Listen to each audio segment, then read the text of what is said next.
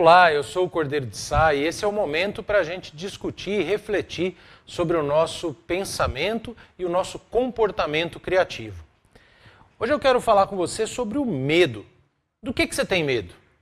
A gente pode ter medo de tanta coisa, né? Tem tantos medos soltos por aí e a maioria dos medos são coisas que estão dentro da gente e a gente nem entende.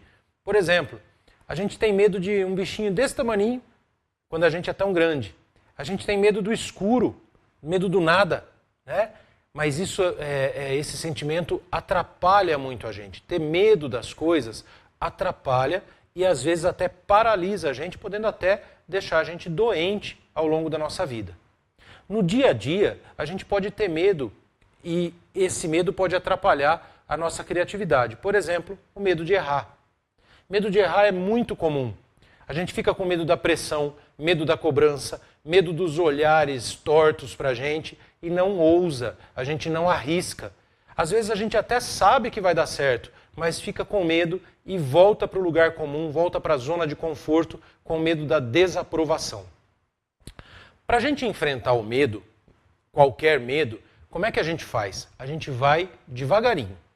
Por exemplo, quem tem medo de elevador, né? Não entra direto no elevador e aperta 5 botões ali, porque vai ficar em pânico, vai ficar traumatizado. Quando a gente tem medo de elevador, por exemplo, o segredo é num primeiro dia ir ficar na frente do elevador e ver ele abrir, fechar e ir embora. Num outro dia, entrar no elevador. Num outro dia, quando estiver com mais segurança, apertar um botãozinho ali, rapidinho, só subir um andar, até que a gente vai perder esse medo. Medo a gente enfrenta devagarinho. A gente vai conseguindo vencer etapa a etapa. O medo de errar funciona assim também.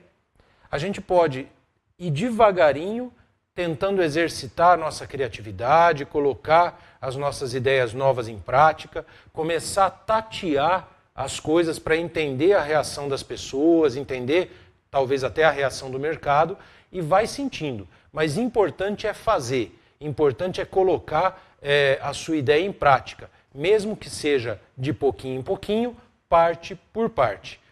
No final, coragem não é não ter medo. Coragem é a gente saber que tem medo e enfrentar. Enfrentar das formas que consegue criar para si e das formas que tem à disposição. Então, se você tem medo de alguma coisa, por exemplo, medo de errar, começa devagar, ousando um pouquinho por dia, e logo esse medo acaba e você vai criar uma baita coragem para enfrentar o mundo e aflorar a sua criatividade.